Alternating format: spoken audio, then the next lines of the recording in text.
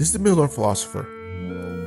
In The Nature of Middle-earth, the chapter The Numenor Catastrophe, author Karl Hofstadter discussed the idea of the fate of Aman in the Holy West after the fall of Numenor and Valinor's removal from the circles of the world. Before I get into my thoughts on this, I want to briefly go over some other ideas about this.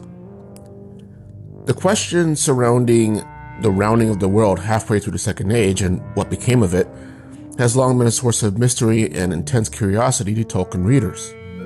The popular opinion was that America was the new lens that was formed after Valinor's removal, since the belief was at the time that Tolkien intended Middle-earth to be an early version of the real world, a pseudo-mythology, if you will, and that his stories of Middle-earth proper being something of a primordial age, and eventually becoming Eurasia and Africa as we know it now. The other popular take was that none of the geography was actually meant to represent the real world, that the land masses were completely discontinued and had no relation to the land masses of our own world, because of Tolkien's dislike of allegory.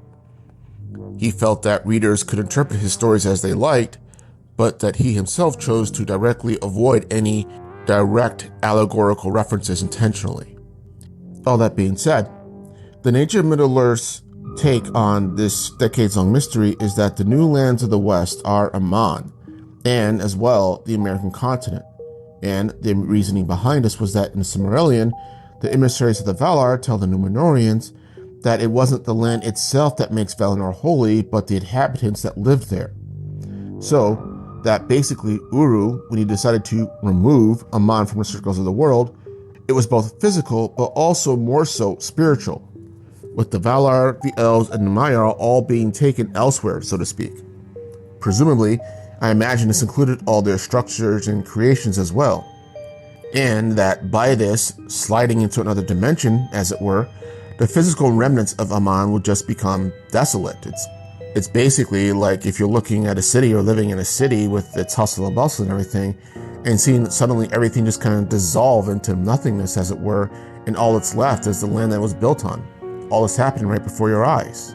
It's almost as if the city and people themselves were moved over, if you will, into another dimension, across the curtain of reality, into a realm that occupies the same space but not the same time, or on a completely different plane of existence. Essentially, that Valinor is both there but also not there, and that this might explain the whole concept of the straight road. For my part though, this has always been a big question for me when trying to picture the events of the fall of Numenor in my head. Like, what did it look like? I mean, if I read it word for word, then I would think that technically Valinor and the West should have became like the moon and orbiting bodies around the planet or something like that. And moreover, that you can still see celestial bodies in the sky as well. So that kind of shoots that idea down. Valinor is supposed to be in the place of the unseen now, that can only be accessed by the elves and those who have special access. So I lean towards the author's interpretation, but only in part. The idea that America is a desolate version of Aman doesn't make much sense to me with the description of the Silmarillion. But the idea of Uru side-slipping an entire landmass into another dimension, along with its people, seems very godlike and alien to me, something more fitting for something that massive and that powerful a being, as it were.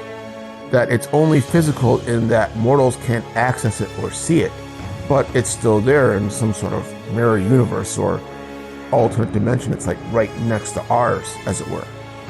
It's my go.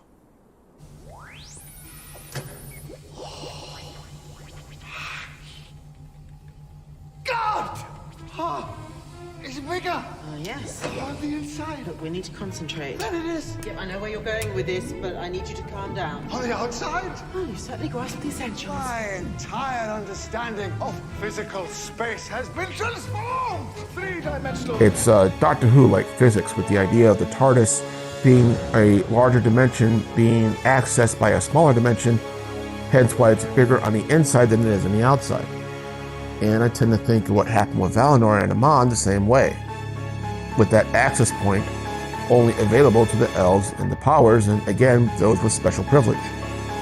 So basically, I guess you can say, Uru turned Valinor into a TARDIS. But let me know what your thoughts are below. And this is the Miller Philosopher. You guys have a good day.